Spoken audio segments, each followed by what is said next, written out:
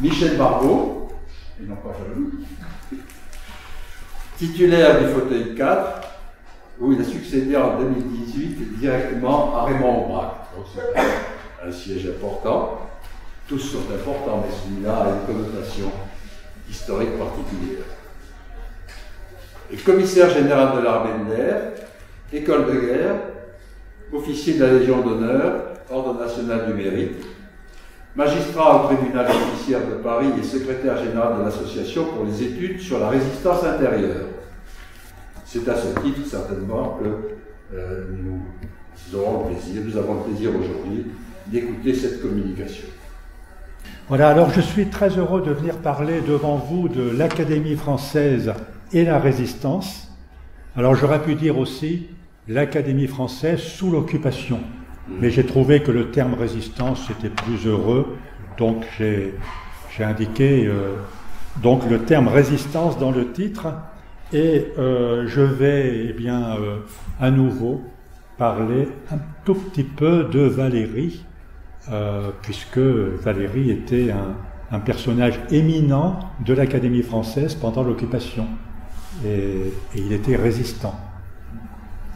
Voilà, alors je vais vous faire quelques petits rappels, mais très très brefs, sur l'Académie française. Pour celles et ceux qui étaient présents il y a quelques années, j'étais venu parler de l'Académie française, Voyage au pays des immortels, où je vous avais dit certaines choses, mais là, pour celles et ceux qui n'étaient pas là, je vais rappeler, mais alors en 2 minutes, quelques éléments essentiels, et puis je vous parlerai des 40 académiciens très rapidement. Vous verrez que leur attitude, c'est l'attentisme ou l'engagement. Et puis, je vous parlerai de l'institution, et en essayant de vous montrer comment l'esprit de corps a protégé l'institution. Et puis, je vous ferai un petit résumé de la situation et une petite ouverture sur l'après-libération. Alors, rappel sur l'Académie française. Au départ, quelques jeunes littéraires qui se rencontrent pour échanger sur leurs œuvres littéraires. Ces rencontres censées être secrètes viennent aux oreilles de Richelieu, qui se dit « c'est pas mal, ces jeunes littéraires pourraient m'être utiles » et il leur propose de se constituer en corps. Voilà, alors les jeunes littéraires étaient contents parce qu'ils se sont dit « bon, ça nous donnera quelques moyens financiers et matériels » et pour Richelieu, eh bien, c'était l'occasion de lancer une politique pour donner à l'unité du royaume une langue et un style qui la symbolise et qui la cimente. Donc il était nécessaire de fixer la langue. Les statuts ont été signés en 1635 par Richelieu, et le protecteur de l'Académie française donc était Richelieu, puis Séguier, puis Louis XIV, puis Louis XV, et aujourd'hui c'est M. Emmanuel Macron, c'est le président de la République, qui est le protecteur et qui donc doit donner son aval, son accord à toute élection. Donc la fondation de l'Académie française est un projet politique au départ. Alors à l'immortalité, ça veut dire à l'immortalité de la langue, c'est ce qui est indiqué, gravé sur le sceau donc de Richelieu, qui est remis à chaque académicien, et les immortels, c'est tout simplement le surnom hérité de ce sceau.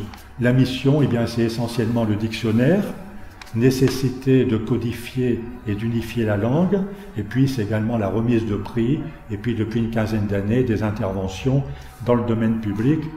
Voilà, aujourd'hui, voilà la commission du dictionnaire. Vous reconnaissez certainement tous ces gens, de gauche à droite, Daniel Salnave, Yves Pouliken, l'ophtalmologiste qui est décédé il y a quelques mois, dont le successeur est M. Antoine Compagnon, et puis vous voyez Mme Carrère d'Ancos, debout, Daniela Ferrière, Florence Delay, Frédéric Vitou, Michael Edwards, Dominique Fernandez. Voilà, c'est la commission du dictionnaire aujourd'hui. Aujourd'hui, donc la commission, le dictionnaire en est à sa 9e édition, 60 000 mots, il en est à la lettre S. Voilà, donc normalement, dans quelques années, la 9e édition sera terminée et on commencera la 10e édition.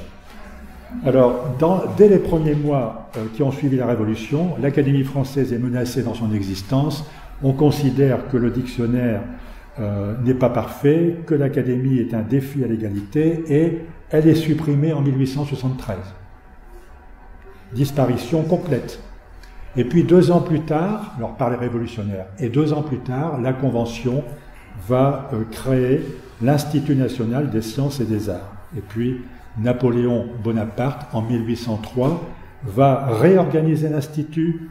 L'ex-Académie française va revenir sous l'appellation de 2e classe littérature et arts de l'Institut. Et puis on va redonner donc vie à ce faux-né de l'Académie française, mais c'est Louis XVIII qui va vraiment restaurer, c'est la restauration, et donc il va restaurer l'Académie française, il va redonner à l'Académie son nom, il va redonner la protection, donc la protection du roi sur l'Académie française, donc c'est vraiment lui le sauveur de l'Académie française, voilà. Donc suppression en 93, création de l'Institut en 95 et rétablissement en 1816. Donc disparition de l'Académie française, résurrection.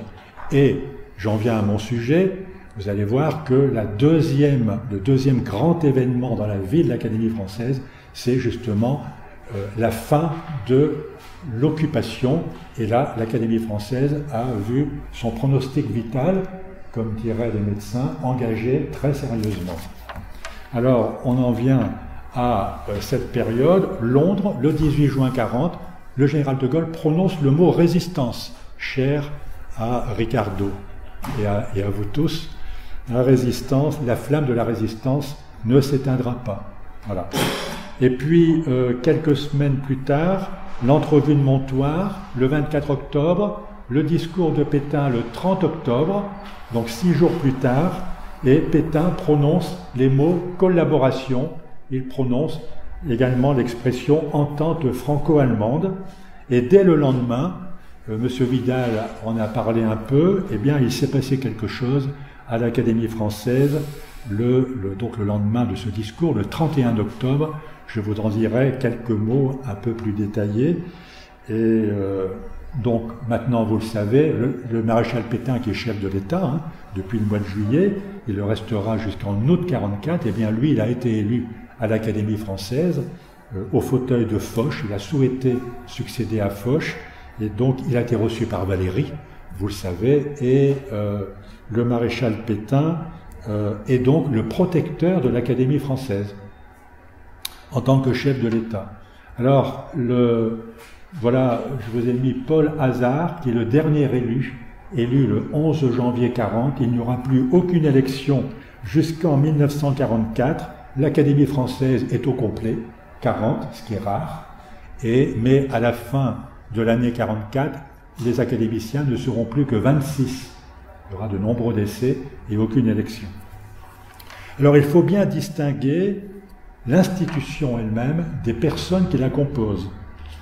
Et donc je vais vous parler, avant de vous parler de l'institution, en tant que corps placé sous la protection du chef de l'État, je vais évoquer devant vous rapidement les 40 individualités, de manière à ce que vous voyez au moins leur visage, et très rapidement, parce que certains d'entre eux n'ont pas fait parler d'eux, et je vais m'attarder un peu sur les quelques personnalités marquantes et agissantes pendant cette période de l'occupation. Les 40 académiciens, eh bien, moi je les ai rangés en 3 catégories. Vous verrez que beaucoup d'entre eux sont passés aux oubliettes de la littérature et de l'histoire. Franchement, je n'en connaissais pas beaucoup. Peut-être que vous, qui êtes savants, en connaissez peut-être plus que moi, vous verrez. En tout cas, il y a ceux qui ne se sont pas du tout manifestés publiquement. Ils sont eu 12. Il y a ceux qui se sont exprimés plus ou moins discrètement et qui ont exprimé des sympathies pour le régime de Vichy, sachant que les plus enthousiastes et les plus ardents sont Charles Maurras, qui est, vous le savez, l'un des chefs du mouvement politique et culturel qu'est l'Action française, qui est né de l'affaire Dreyfus, avant la Première Guerre mondiale, donc un mouvement qui est anti-dreyfusard, antisémite. Et donc Charles Maurras a été élu en 1938. Retenez bien, parce que c'est une date importante. Les 2 Abel, M. Vidal a parlé d'Abel Bonnard, les deux Abel, comme on disait, Abel Bonnard et Abel Herman, collaborateurs, et le cardinal Baudrillard. Voilà donc les personnes qui ont manifesté un enthousiasme très important pour le maréchal Pétain. Et puis il y a ceux qui sont hostiles. Alors les précédents sont au nombre de 14, et ceux qui sont hostiles au régime de Vichy, avec une mention particulière pour le noyau dur de la résistance intellectuelle, que sont Paul Valéry, que sont François Mauriac et donc Georges Duhamel, qui est, vous le verrez, le véritable sauveur de l'Académie française grâce à son action déterminante. Alors eux, ils sont 13. Si vous faites le compte, pour ceux qui sont bons en mathématiques, vous trouvez 39. Vous ajoutez le maréchal Pétain, 40. L'Académie est au complet. Alors il y a ceux qui ne se sont pas manifestés publiquement, mais on peut parfois deviner leurs pensées tout simplement si l'on sait, parfois on ne le sait pas, s'ils ont voté pour Charles Maurras ou non, en 1938. Alors, voilà la liste, je vous laisse lire et je vais vous les montrer tous. Vous voyez le maréchal Franchet d'Espéré, Henri Bergson. Voilà, je vous laisse lire et je vais vous les montrer. Franchet d'Espéré, il a été élu. Alors ça, c'est la date d'élection que vous verrez, 1934. À chaque fois, j'ai mis la date d'élection. Et lui, il venait régulièrement aux séances, mais il est décédé en 1942, à l'âge de 86 ans. Il était commandant général des armées alliées d'Orient à l'été 1918. Henri Bergson, alors à chaque fois j'ai mis l'une des œuvres de l'auteur, parmi de nombreuses œuvres souvent. Il est décédé le 3 janvier 1941. Édouard Estonnier, romancier qui est décédé en avril 1942, il n'est pas venu très souvent pendant l'occupation à l'Académie. Son successeur, c'est PVR, que Jean-Pierre Daudet connaît bien, parce que c'est le petit pasteur Valéry Radeau, le petit-fils du grand pasteur, qui a été élu d'ailleurs en octobre 1944. Louis Gillet, historien de l'art, il est resté à Lyon pendant l'occupation. Lui, c'était un maréchaliste enthousiaste qui a évolué tardivement, à partir de fin 1942, vers le gaullisme, et il était en contact avec certains chefs de la résistance. Il est décédé en juillet 1943. Le duc de la Force, historien, on sait qu'il a soutenu Maurras, il a voté pour Maurras en 1938. Mais il ne s'est pas manifesté pendant l'occupation particulièrement. Edmond Jaloux, historien romancier, lui, il est resté dans sa résidence de campagne sur les bords du lac Léman. Il n'assiste à aucune séance pendant cette période. Émile Malle, historien de l'art, il est resté replié à Vichy. Quant à Marcel Prévost, romancier, il est décédé en avril 1941. Alors je passe rapidement, si vous souhaitez que je m'attarde, mais Marcel Prévost, donc on en a parlé. Henri Lavedan, romancier qui est décédé en septembre 1940. Gabriel Hanotto, historien, diplomate, il a été ministre des Affaires étrangères avant la guerre, mais pendant l'occupation, il est resté à Roquebrune et il est décédé à la fin de l'occupation à 91 ans. Monseigneur Grente, évêque du Mans, s'est pas manifesté, disons qu'il était quand même discrètement maréchaliste, je dirais. Jacques de la Crotelle, c'est le plus jeune. Il avait 52 ans en 1940. D'ailleurs, il est resté 48 ans à l'Académie française. Il est décédé à 96 ans. Romancier, il a soutenu Maurras en 1938. Voilà, alors je vais vous montrer maintenant la liste de ceux qui ont des sympathies pour le régime de Vichy. Alors, il y en a quelques-uns qui sont restés dans les mémoires. Alors, Louis Bertrand est décédé à la fin de l'année 1941. Il n'assiste à aucune séance. Il est replié à Antibes, mais il a de l'admiration pour Hitler et pour Franco. Et avant l'occupation, il entrait à l'Académie française en criant « Heil Hitler » et en levant le bras. Il a été invité, il a répondu favorablement à l'invitation de von Ribbentrop au congrès nazi de Nuremberg en 1936.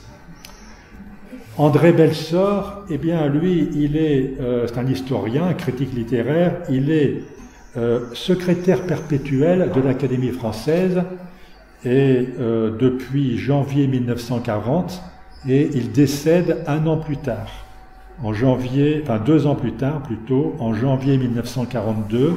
Il est membre de l'Action française de Charles Maurras et compte tenu de son décès en 1942, eh bien, il n'aura pas à subir les conséquences de ses tendances ouvertement collaborationnistes. Quant à Pierre Benoît, eh bien, Pierre Benoît, il a fait le voyage à Berlin pendant l'occupation. Il est arrêté à Dax en novembre 1944. Il est incarcéré à Fresnes pendant 9 mois, mais son dossier est classé sans suite pour différentes raisons. Notamment, il a refusé un poste de directeur de la Comédie Française. Il avait refusé également que ses livres fussent traduits en allemand. Et puis, il avait souhaité un bon anniversaire à Hitler, mais en lui disant qu'il espérait que ce fût la dernière fois. Donc, il est resté 8 mois à Fresnes quand même. Hein. Alors, c'est l'auteur bien connu de Königsmarck, l'Atlantide et autres. Léon Bérard, eh bien, lui, il a voté en tant que parlementaire les pleins pouvoirs au maréchal Pétain. Et puis, il était ambassadeur du régime de Vichy pendant toute l'occupation, à partir de novembre 40 jusqu'en août 1944. Quant à Claude Farrer, eh bien, lui, historien romancier, c'est le roman, c'est l'aventure, l'exotisme.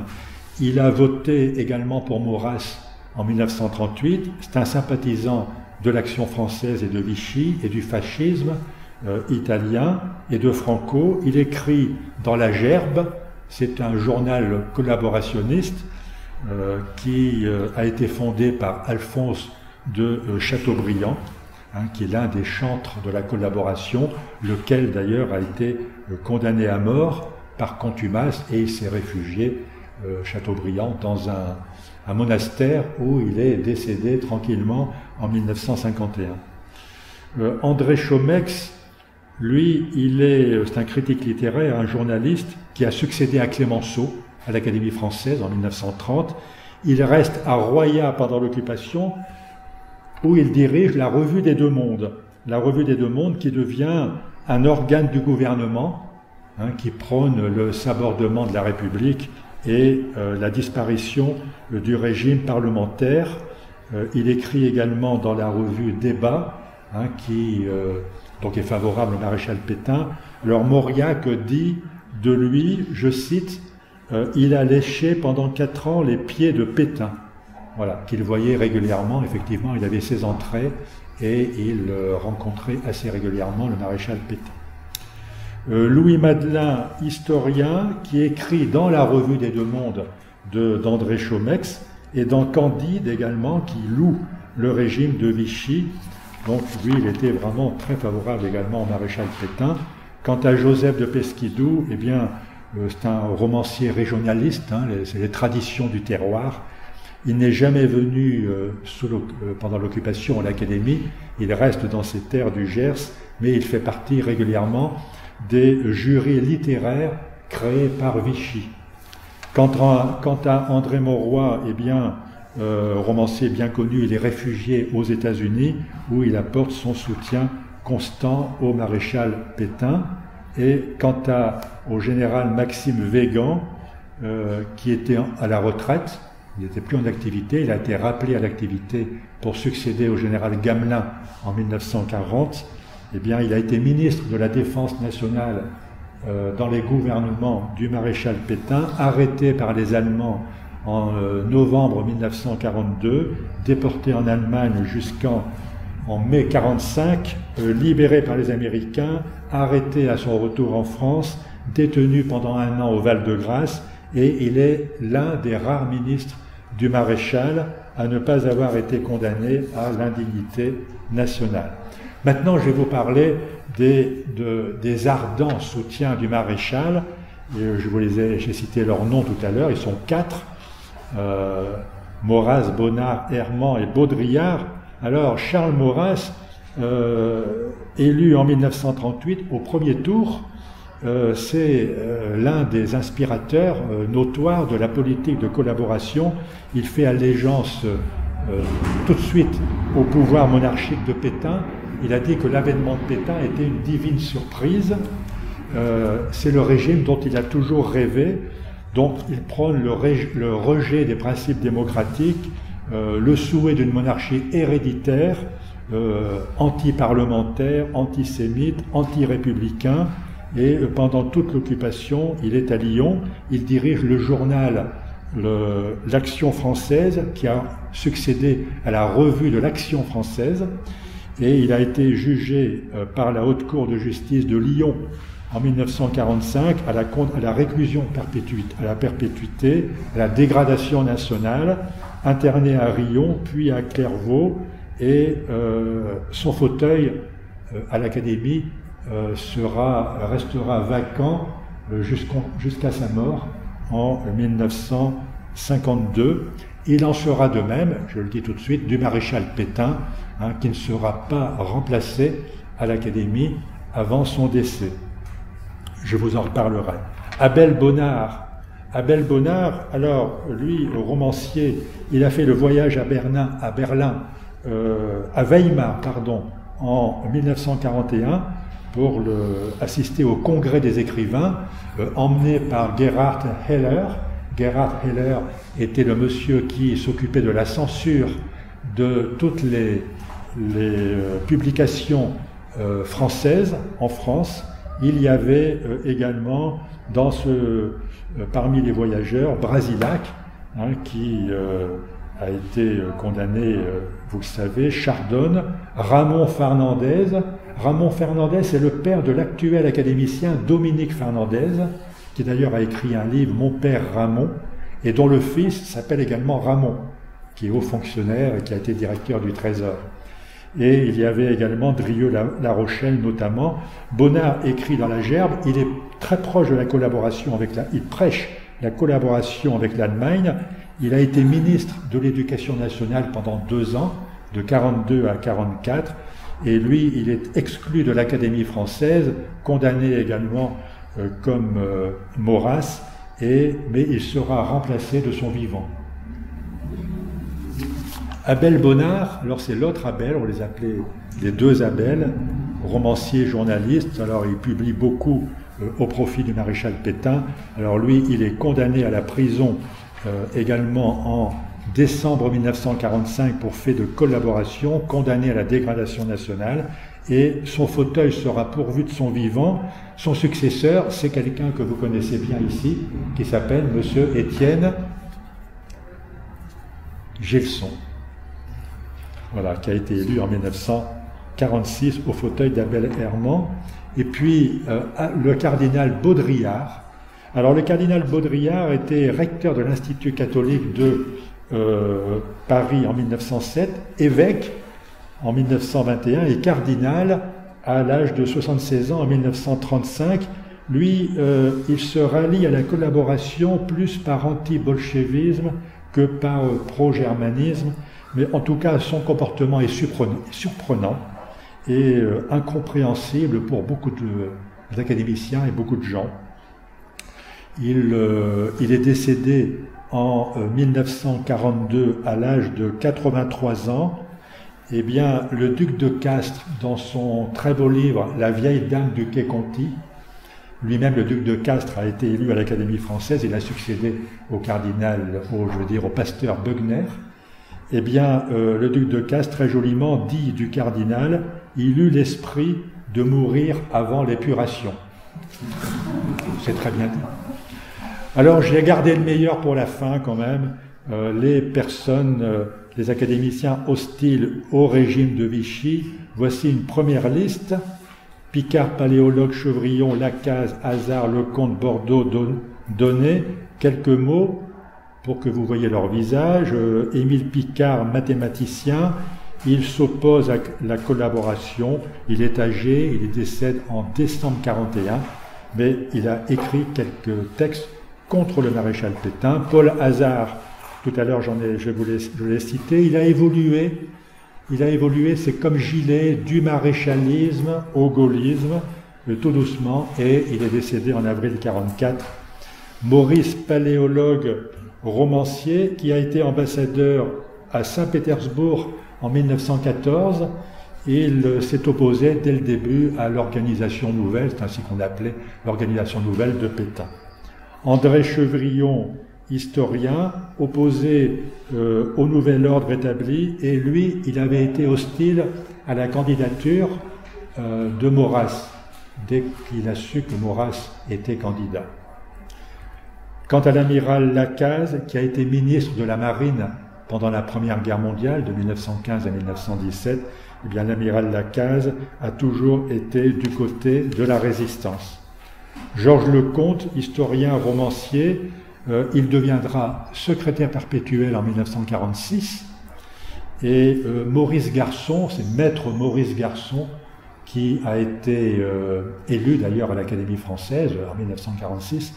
Il a écrit pendant toute l'occupation ses carnets. D'ailleurs, je me suis beaucoup inspiré de ces carnets pour vous parler de ce thème. Il dit que Lecomte a eu toujours une très bonne tenue pendant l'occupation. Il le rencontrait régulièrement. Maître Maurice Garçon rencontrait, il continuait de plaider à la cour de Paris, et il rencontrait beaucoup d'académiciens qu'il défendait d'ailleurs devant les tribunaux, et ces carnets, je vous encourage à les lire, c'est très intéressant, et ils sont publiés, certains carnets vont être publiés dans l'avenir, dans les mois qui viennent, c'est très intéressant. Henri Bordeaux, avocat, romancier, alors il a soutenu Maurras en 1938, lui j'avoue que j'ai un peu de mal à me faire une idée précise sur lui, Henri Bordeaux. Il a fait une conférence à la gloire d'Hitler. Il a célébré le maréchal jusqu'en 1944. Il était en très bons termes avec l'ambassadeur d'Hitler à Paris, qui est Otto Abetz. Et il a d'ailleurs, après la guerre, adhéré à l'association des Amis de Brasillac, lequel était le rédacteur en chef de Je suis partout, et qui a été fusillé, vous le savez, en 1945 pour fait de collaboration. Bon, mais Georges Duhamel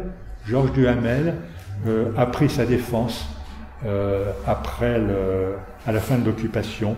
Il a pris sa défense, je vous en reparlerai dans son livre, le livre de l'amertume, qui a été publié en 1943, je vous en reparlerai.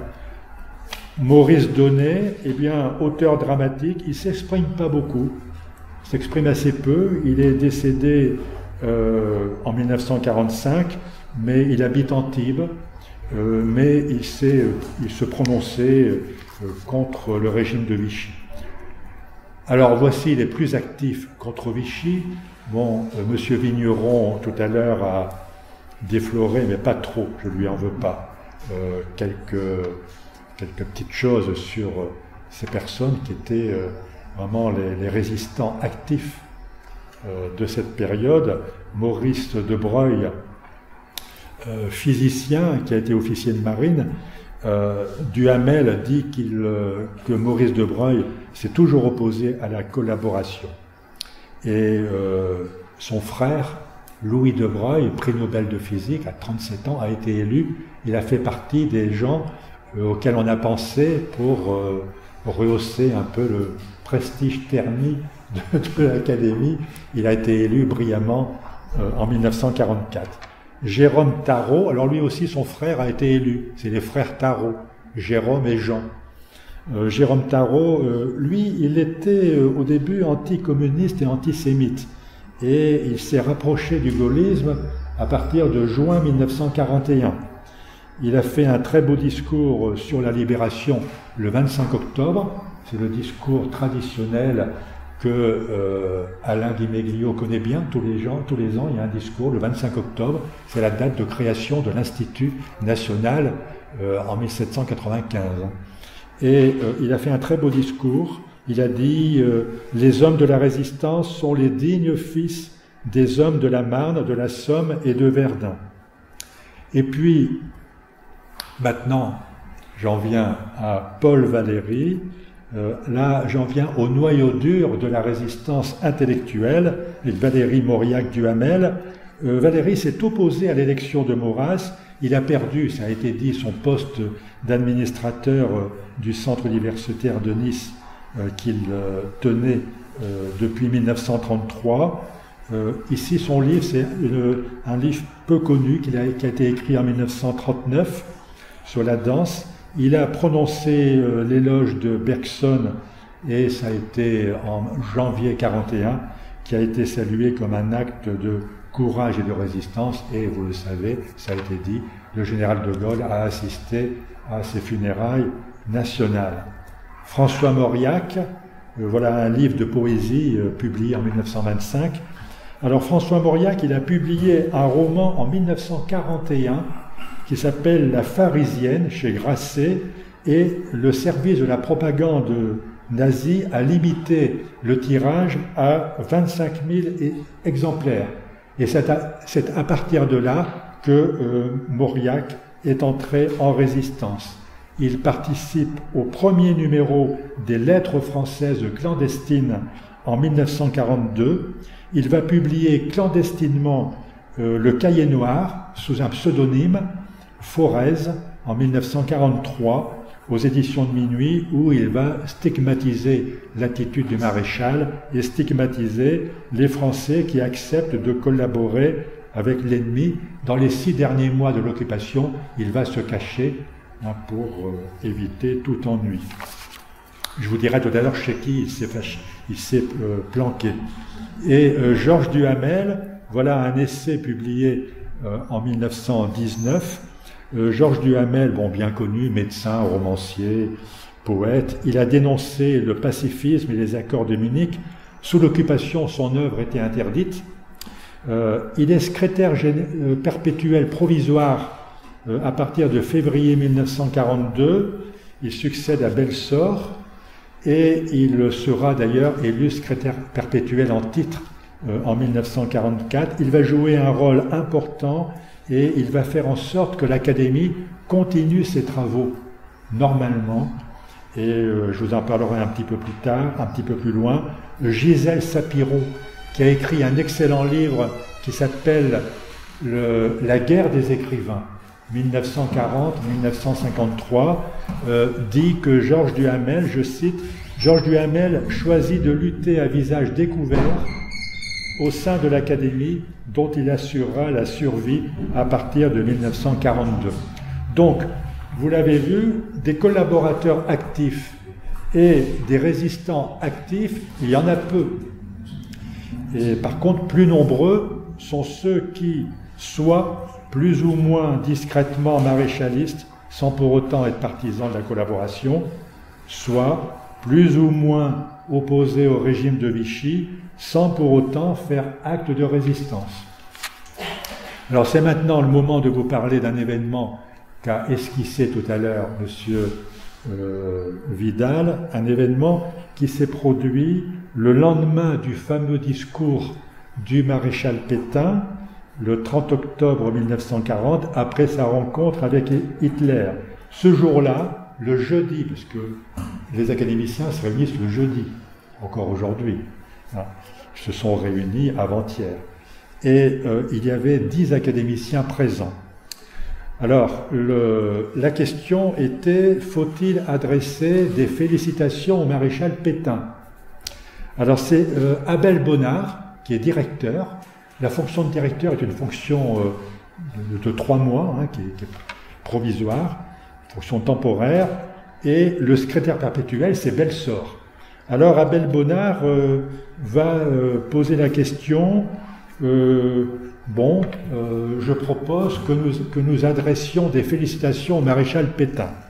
Alors cette séance du 31 octobre a été relatée par Baudrillard, qui donc était un collaborateur actif, et relatée également par écrit, j'ai les textes ici, ça vous intéresse, par Georges Duhamel. Et ça correspond tout à fait. Voilà, alors, là je fais un résumé. Bonnard dit ce serait bien de féliciter Pétain. Alors, Belsorge dit bah oui, je suis d'accord. Bon, qui est d'accord? Les deux Abel sont également d'accord. Et puis, que faire? Alors, comment réagir?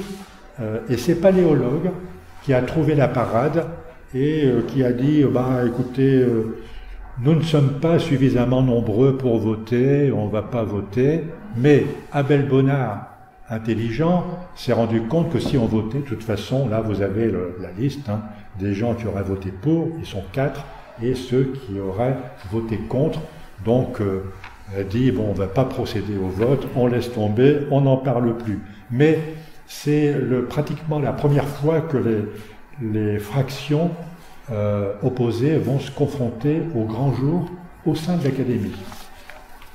Alors maintenant, comment se comporte l'Académie elle-même?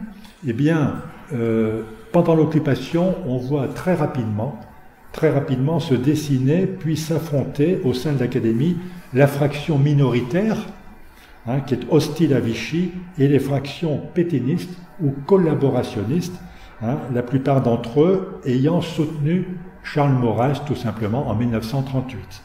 Alors entre les fractions, les tensions sont vives, et Maurice Garçon nous dit que, après avoir parlé avec les académiciens qu'il rencontrait régulièrement, qu'on ne se parle même plus entre fractions.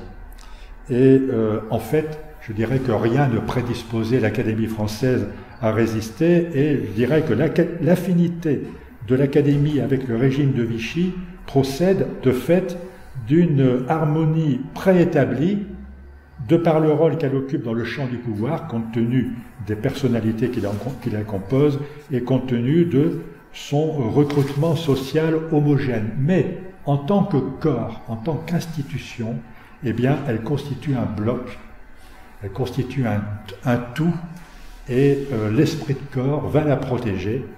Et les académiciens se sentent collectivement les gardiens de l'orthodoxie littéraire et des valeurs morales, et les académiciens se sentent collectivement les gardiens et les défenseurs de l'ordre social qu'ils estiment menacé.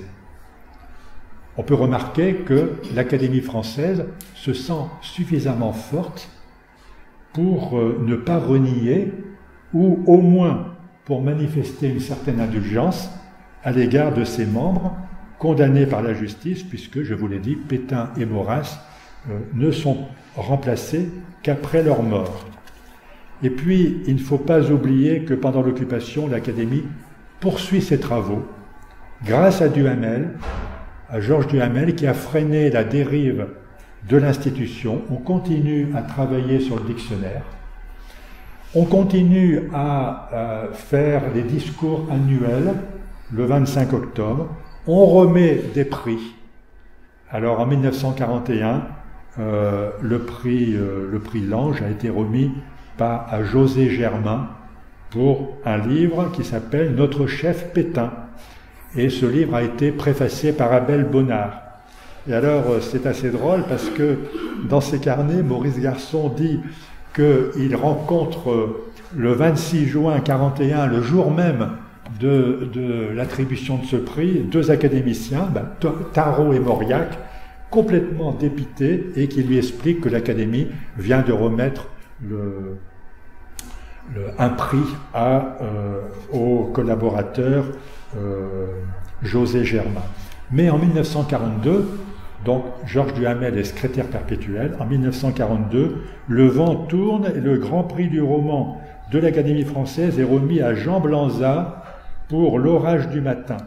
Jean Blanza est un résistant et c'est chez Jean Blanza que Mauriac s'est réfugié pendant 6 mois, dans les 6 derniers mois d'occupation. Et puis un prix, le Grand Prix de littérature, a été remis à un autre résistant, Jean Schlumberger, qui a à ce moment-là 65 ans. Et Georges Duhamel fait remettre des prix aux prisonniers et soutient les écrivains de l'opposition, et tout cela au grand jour. Mais il n'y a pas d'élection, pour différentes raisons que vous devinez aisément.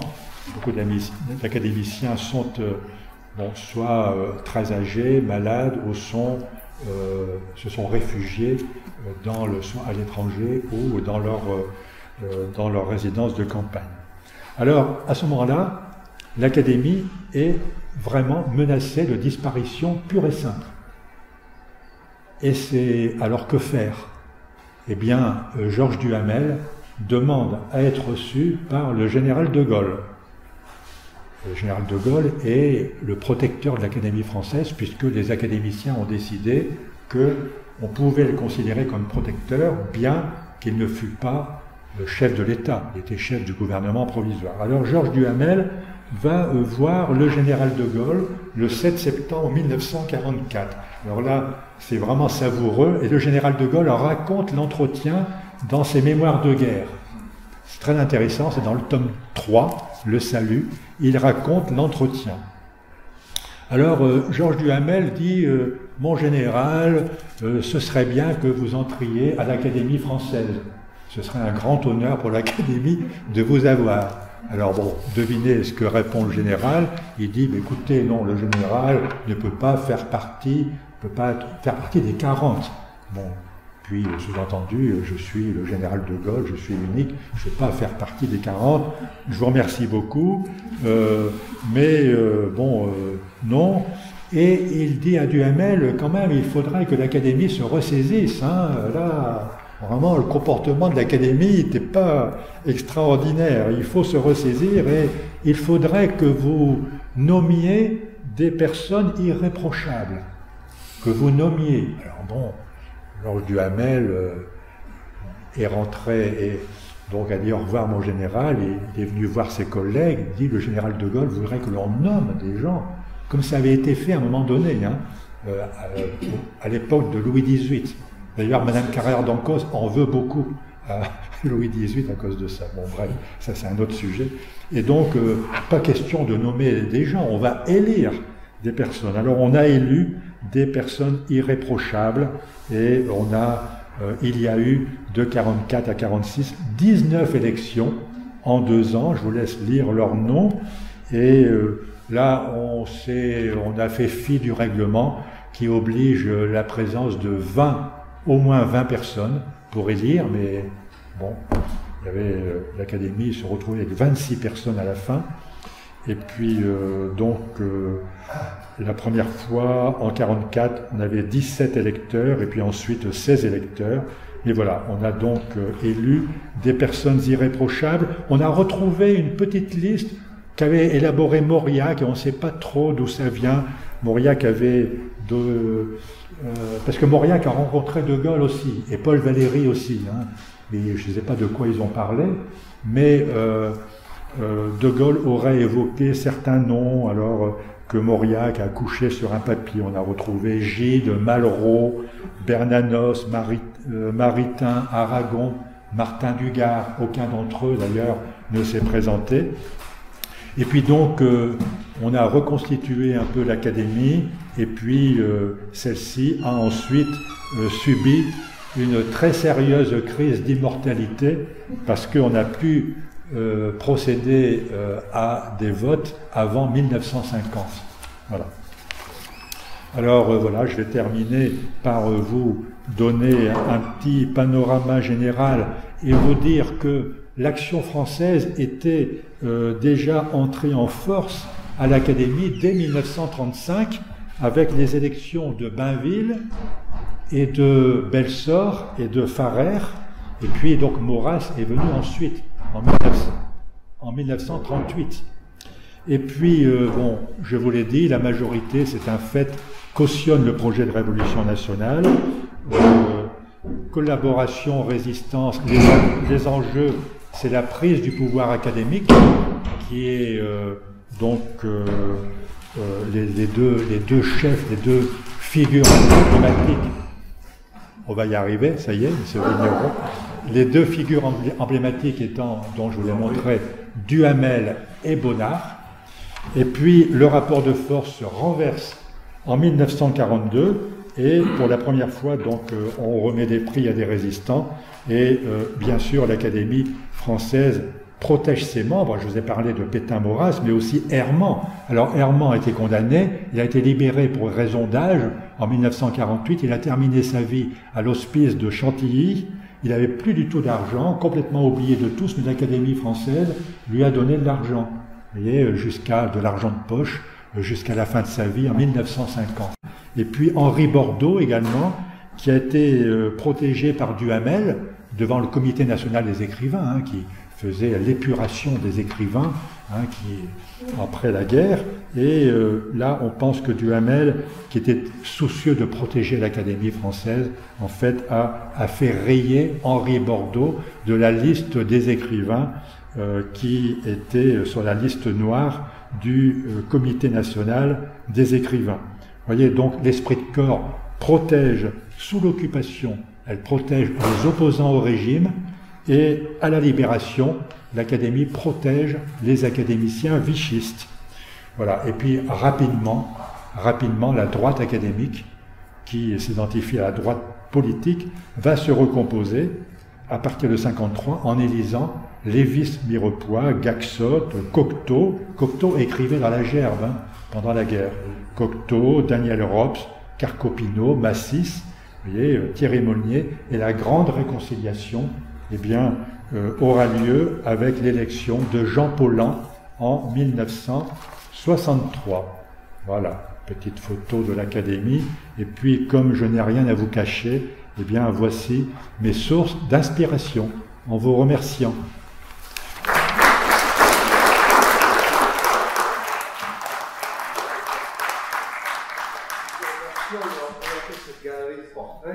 Et nous avons fait pénétrer dans l'univers de l'Académie française en plein tourment. Et j'ignorais qu'elle avait été menacée à ce point-là. Merci donc pour cet apport. Merci beaucoup. Des questions?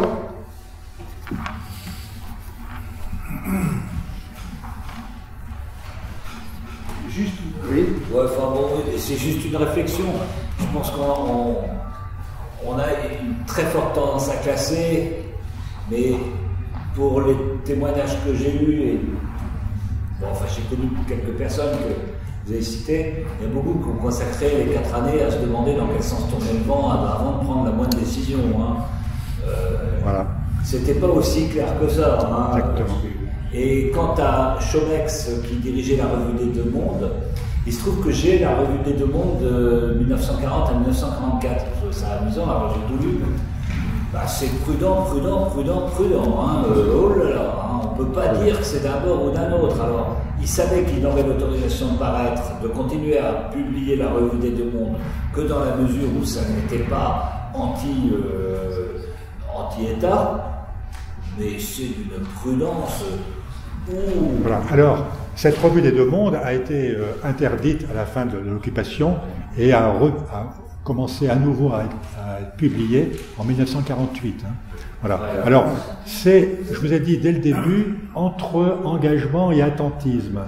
Alors, voilà, alors, je vous ai bien montré, discrètement, voilà, maréchaliste, puis après discrètement résistant, sans trop s'engager. On attend que de voir comment le vent va tourner. On ne sait pas comment ça va se terminer, cette affaire, la guerre. Donc, beaucoup, effectivement, oui, j'ai essayé de vous montrer que, bon, il y avait quand même assez peu de résistants engagés et assez peu de vichistes, qui n'étaient pas tous collaborateurs d'ailleurs, de vichistes engagés, donc pas beaucoup, et beaucoup étaient soit ne disaient rien, soit étaient dans l'attentisme et ont évolué au fil du temps en voyant comment les choses évoluaient, effectivement. Une question? Finalement, on remarque là aussi. Pardon? L'Académie est à l'image de la société française. Exactement. Un peu plus. Ouais. Oui. Alors, oui, justement, Michel, pour enclencher, est-ce qu'on a une idée de la couleur politique, même si c'est un peu pâle, d'aujourd'hui? Ah oui. Alors bon, c'est pas le sujet, mais je vais répondre. Alors aujourd'hui, l'Académie française, à peu près, je crois qu'il y a 4 ou 5 fauteuils vides, dont un qui est déclaré officiellement vacant. Voilà. Donc vous pouvez vous présenter. Si vous avez moins de 75 ans, encore que maintenant. Bon. Et bon, on va. Et puis bientôt, il va y avoir une réception de Madame Thomas, qui a succédé à Jean d'Ormesson. Donc ça, voilà. Bon. Mais bon, il y a sa vie. Alors actuellement, quand on regarde quand même, c'est plutôt à droite, des gens de droite. hein, le Figaro littéraire, Jean-Marie Rouard, etc., etc. De temps en temps, on élit quelqu'un qui est plutôt à gauche, je sais pas, comme Éric Orsena, par exemple, quelques autres. Bon, et puis il y a aussi des clans. Alors il y a ceux qui ne veulent que des écrivains, historiens, écrivains, et puis d'autres qui voudraient de temps en temps des gens du monde. Alors on élit de temps en temps Cousteau, on élit le président Giscard d'Estaing, on élit un maréchal. Ils n'ont pas écrit des romans, c'est pas des... Voilà, alors ça va, ça vient, ça évolue. Bon, voilà, donc, mais ça peut faire l'objet d'une prochaine. Oui. Il y a le cas de Paul Morand, qui, le général s'oppose à son entrée à l'académie, et finalement il cède, le général de Gaulle, puisqu'il est élu après en 1963-64. 68. Mais il a été le banni de l'académie. Voilà. Alors, là, effectivement, je vous disais que le protecteur de l'académie, c'est le président de la République. Quand un académicien est élu, il manque quelque chose. Il manque la réception chez le président de la République. Bon, alors il se passe des choses assez extraordinaires quelquefois. Hein. Parfois c'est relaté, c'est parfois savoureux, hein, la manière dont il... Donc, reçu par le président de la République, ça peut durer 5 minutes ou 1 heure. Et quand le président de la République a reçu l'intéressé, il est vraiment académicien. Alors, parfois, il vaut mieux prendre ses précautions et dire au président, si on élit un tel, qu'en pensez-vous, hein, est-ce que vous serez d'accord? Bon, alors Paul Morand, on n'a pas pris la précaution de le faire, et Paul Morand, à un moment donné, on commence à voter dans l'urne noire, et c'était en 1958, et on apprend que le général de Gaulle s'oppose à cette élection. Donc on interrompt le vote. Et Paul Morand, donc, pas la peine de l'élire, puisque le général de Gaulle ne va pas accepter pour des raisons connues. Et puis, les choses le temps est passé, et puis finalement, de Gaulle a fait savoir que, finalement, Morand est un grand écrivain quand même, alors si on l'élit, je ne m'opposerai pas. Alors on l'élit. Il est élu en 1968. Et alors, il est élu en 1968, est-ce que de Gaulle va le recevoir? Alors, de Gaulle a quitté le pouvoir, vous le savez, le 28 avril 1969. Alors on aurait pu dire on va attendre on ne savait pas que le référendum allait être négatif. Alors, de Gaulle a fait savoir que Morand pouvait venir à l'Élysée, puis vous savez comment ça se passe. Je ne sais pas si vous savez comment ça se passe. Enfin, moi j'ai été en poste au cabinet du Premier ministre un moment, je vois comment ça se passe. Il va être reçu, et puis il se trouve que le président a un empêchement, alors il a été reçu par le secrétaire général de l'Élysée, et pas par le général de Gaulle, donc ça valait réception à l'Élysée, et donc Paul Morand a bien été élu académicien. Voilà, la petite histoire. Merci de ces anecdotes véridiques qui donnent corps, ça sont agréables, comme la dernière. Merci aussi d'avoir cité le livre de Gisèle Chapelot, que j'invite tout le monde à lire, parce que moi, je ne suis pas du tout spécialiste de ces thèmes-là. Je le considère comme un des meilleurs livres en histoire qu'on ait pu écrire au cours des 40 dernières années en France. Il s'appelle, vous citez, je l'ai pris là, La guerre des écrivains. Parce que c'est comme c'est un gros patafin. C'est la guerre des écrivains. Il est introuvable, mais si vous le trouvez. Oui, c'est marqué. Alors, voilà. C'est un truc qui fait 1000 pages environ, qui fait la thèse d'État de Mme Shapiro et les lettres de Dieu à Paris, et qui lui a succédé du reste dans les cahiers de sociologie. Et c'est vraiment un ouvrage passionnant à lire, épais comme un roman de plage, mais bien plus passionnant et palpitant qu'un roman de plage. Tout à fait. Alors, ce que je voulais dire, c'est que si ça vous intéresse effectivement de lire ce livre, je ne sais pas si on le trouve encore, mais je pense que oui. Non. Voilà. Et elle ne parle pas seulement de l'Académie française, mais aussi, par exemple, de l'Académie Goncourt. Alors je me suis j'ai regardé, c'est intéressant, l'Académie Goncourt, on ne parle pas de fauteuil, on parle de couvert. On y mange, c'est tous les mardis à l'hôtel Drouan. Moi j'ai eu le plaisir d'y manger une fois, donc on peut y aller, vous pouvez y aller. Hein. Donc vous êtes assis sur le fauteuil avec le nom de l'académicien, ils sont 10. Hein. Donc on parle de couvert. Et je me suis dit, qu'est-ce que cette Académie Goncourt, comment elle s'est comportée? Ah ben là elle s'est comportée, là c'est le summum du compromis, de la synthèse. Donc on se fâche avec personne, on ne prend pas trop position, on attend, encore plus qu'à l'Académie, on attend, ça se passe, et puis on voit, et puis ensuite, quand l'occupation, la guerre est terminée, l'Académie Goncourt continue à vivre sa vie normalement, et pendant toute l'occupation, elle décerne les prix, il y a plusieurs prix, il n'y a pas seulement le prix Goncourt, il y a aussi le prix de la nouvelle, le prix de la poésie, le prix du jeune romancier, etc.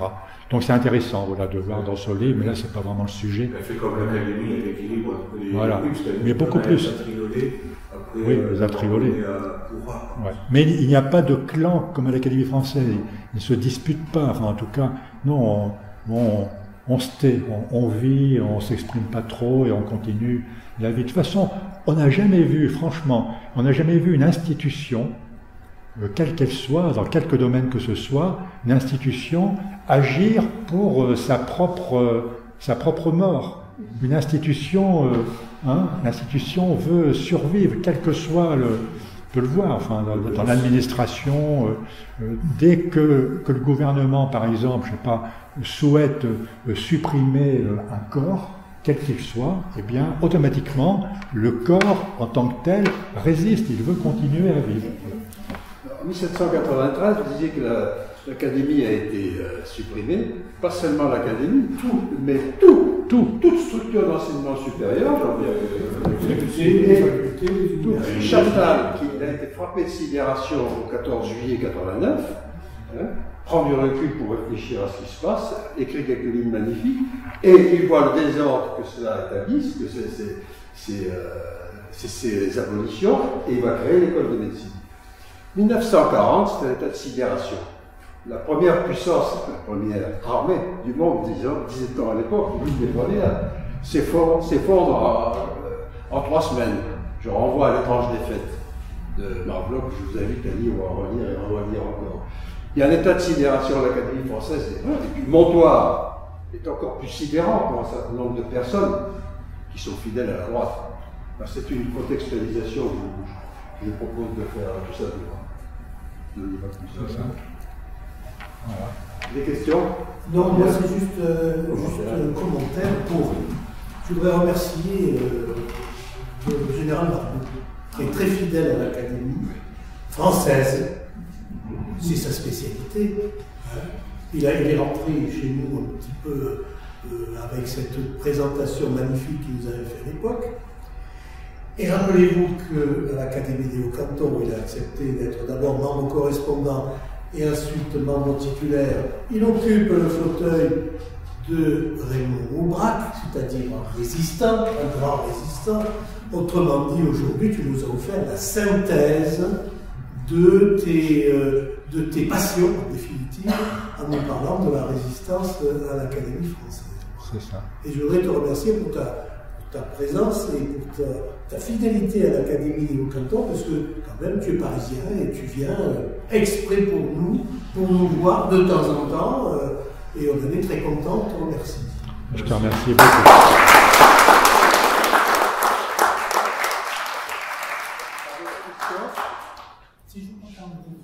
André, juste une très rapide.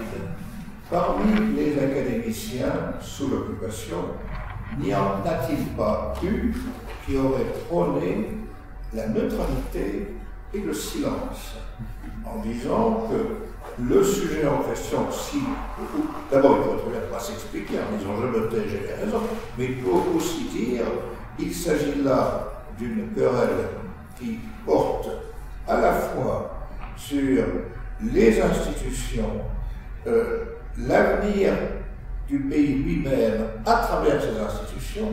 Elles ont été remises en question en temps de guerre. La guerre n'est pas finie. Moi, j'attends neutre.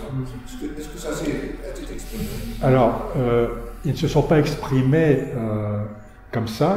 Ils n'ont pas dit « moi j'attends, moi je ne sais pas comment ça va se passer, donc j'attends ». Donc, ils ne sont pas exprimés, parce que c'est quand même pas un comportement de responsable, je dirais. Donc, mais quelques-uns, je vous ai cité des noms, se sont réfugiés dans leur résidence de campagne, ne se sont pas exprimés, pouvaient deviner un peu ce qu'ils pensaient, mais soit ils étaient âgés, soit ils ne sont pas exprimés. Et donc, voilà, en fait, c'est ça, c'est l'attentisme. Alors peut-être que parmi eux, certains, se seraient exprimés clairement à la fin de l'occupation, autrement que la manière dont ils se sont exprimés. Si la guerre s'était terminée autrement. Voilà, l'attentisme. Oui. Cette politique du silence a été suivie par Thomas More quand il a cessé d'être chancelier d'Henri VIII, et le silence Tu as coupé la tête. Oui, ça peut être une position. Oui. Les statuts d'un certain nombre d'académies imposent de ne pas faire de politique dans les académies. Oui, c'est pas le cas. Non. Alors, c'est pas le cas. Les statuts datent de 1816, je ne vous l'ai pas dit, de Louis XVIII, c'est les mêmes. C'est les statuts qui sont toujours en vigueur et qui parlent de personnes égales, d'ailleurs, c'est ça qui me plaît beaucoup. L'article 15, personnes égales. Donc, qu'on soit ancien président de la République ou quelqu'un que peu de gens connaissent, on est à égalité et voilà. Déjà, c'est ça. Mais il n'y a absolument pas de consigne dans les statuts interdisant les discussions politiques. Maintenant, entre eux, moi j'ai eu l'occasion de fréquenter un peu Monsieur de Obaldia, qui est décédé en janvier dernier à 103 ans. Je suis allé chez lui 2 fois, on a mangé au restaurant, quelqu'un d'absolument génial, qui m'a dit vous ne trouvez pas que les écrivains sont un peu narcissiques? Oui, c'est vrai, les écrivains écrivent beaucoup sur eux, sur leur père, leur famille. Et lui, tout de suite, il m'a dit, mais parlez-moi de vous. Moi, je venais parler de lui. Mais alors je lui ai parlé de moi, mais 2 secondes. Mais alors, il m'a raconté quelques petites histoires qui se passaient à l'Académie, effectivement. Il m'a dit, ne le racontez pas. Alors, je raconte pas. Ne racontez pas quand même des choses. Mais effectivement, il m'a raconté quelques petites histoires où il se disputait quelquefois sur l'actualité politique. Mais ça, mais pas officiellement. Officiellement, il n'y a rien. Oui. Une question en prolongeant cette question, c'est que toute institution d'un État et d'une République se trouve devant un débat cornélien, si j'ose dire, ou philosophique, entre le politique et ce qu'il représente comme continuité du pays. Ce débat se pose à n'importe quelle administration. À partir de quel moment il y a un seuil de lecture qui fait qu'il rentre en résistance en tant qu'institution par rapport à l'État qui a composé un débat, par exemple. Oui, mais alors là, l'administration, vous savez que les fonctionnaires sont astreints au devoir de réserve, encore plus les militaires d'ailleurs, encore plus pour les militaires, donc astreints au devoir de réserve. Quelqu'un qui travaille pour l'État, qui est agent de l'État, ne va pas critiquer l'État. Il s'exprime comme électeur dans les urnes bientôt, s'il va voter, mais il ne peut pas s'exprimer quand même officiellement pour dire je suis contre le président de la République, c'est pas bien ce qu'il fait. Dans ce cas-là, il faut d'abord, s'il le dit, ça se sait, et puis on va lui faire des remontrances. Il va avoir une réprimande, un avertissement, voire plus. Voilà. Et alors pour l'Académie française, je vous l'ai dit, quand même, les gens sont reçus par le président de la République. Et donc, si on l'a critiqué, le président de la République, si on l'a critiqué haut et fort, je veux dire, c'est même pas la peine de se présenter. Et puis si on se présente quand même, d'ailleurs, il ne sera pas élu, parce que les collègues savent que le président s'opposera. C'est rare, c'est rare. Il y a eu Paul Morand, depuis, il n'y a pas eu. Il y a eu Alexis Léger, mais on ne sait pas trop si c'est vrai ou pas. Le général de Gaulle aurait dit, Saint-Jean-de-Perse, mais il aurait dit, mais on n'est pas sûr. Mais par exemple, il y a très peu d'opposition. Et par exemple, quand Michel Debré a été élu, personne on l'oublie ça, mais Michel Debré a été élu à l'Académie française. Bon, c'est pas un historien, c'est pas un romancier. Il a écrit ses mémoires, c'est tout. Bon, il a été élu parce qu'il représentait quelque chose. Ça, c'était la thèse de Maurice Druon. Il ne faut pas élire que des gens qui écrivent, mais des gens du monde, qui représentent le monde. Parce que le secrétaire perpétuel, monsieur ou madame, représente l'Académie à l'étranger quelquefois, donc soit quelqu'un de connu. Bon.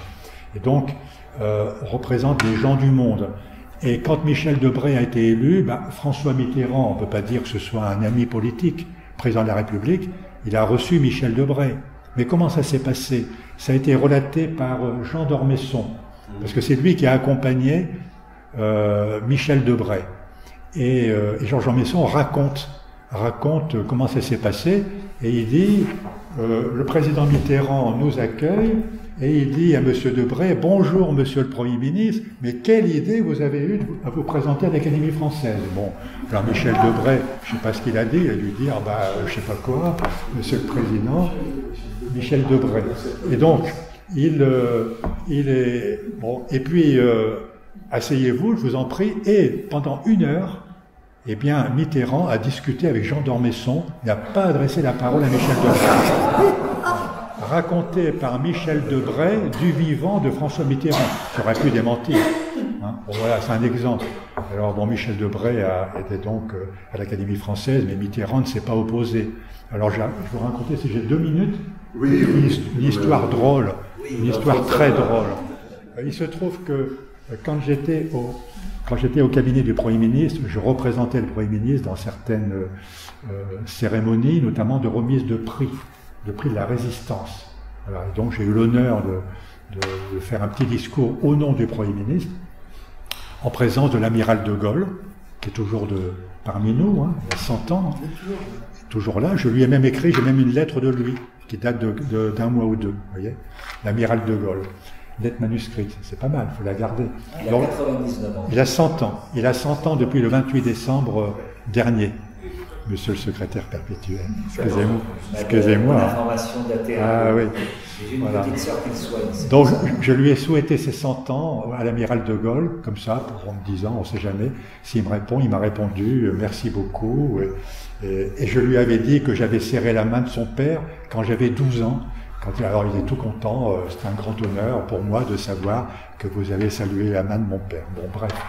D'ailleurs, j'ai envoyé une copie de la lettre à Jean-Pierre Daudet. Et alors donc, en présence, ces remises de prix de la Résistance, en présence de Lucie Aubrac, de l'amiral de Gaulle, du général Simon, grand chancelier, etc. Puis alors, au cours du repas qui a suivi, donc moi j'étais à une place d'honneur à la table officielle, et j'étais à côté de Pierre Sudreau, le dernier survivant des gens qui ont signé le texte de la Constitution française d'octobre 58, et Pierre Sudreau. Il y avait Yves Guéna, donc 2 gaullistes éminents, donc j'étais à côté d'eux. Et puis j'étais en face de Pierre Lefranc. Pierre Lefranc, résistant, qui a participé au mouvement des jeunes étudiants le 11 novembre 40, hein, sur les Champs-Élysées, ça faut le faire.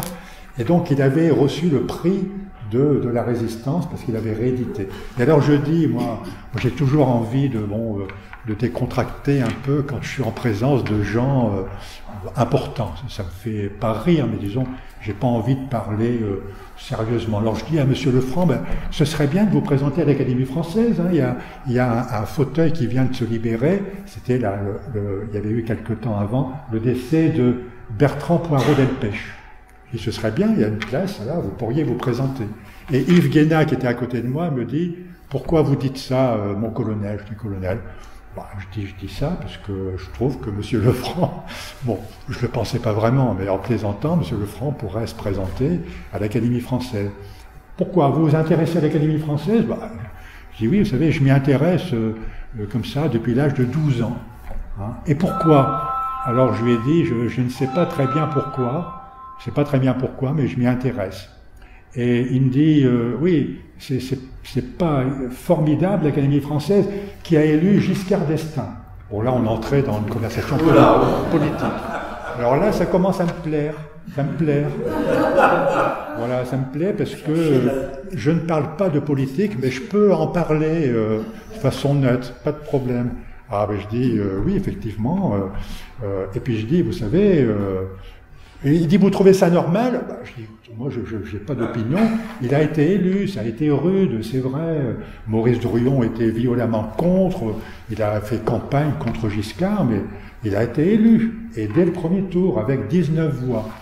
Et alors Pierre Sudreau, qui voyait que ça prenait, il me dit ne vous laissez pas faire, mon colonel. Je dis, il n'y a pas de problème, je peux me défendre. Et alors, je dis, vous savez, monsieur le ministre, Guéna, donc, il y avait, en même temps, il y avait, par exemple, Michel Debré et Jacques Soustelle. Jacques Soustelle, quand même, qui était suspecté d'être... bon, sympathisant OAS, qui s'est planqué, académie, bon, etc. Donc Debré, Soustelle, en même temps à l'Académie, il faut le faire. Et je lui ai dit, vous savez, à l'Académie française, les personnes égales, et puis une fois qu'on est élu, on se salue, normalement. Non, c'est pas trop.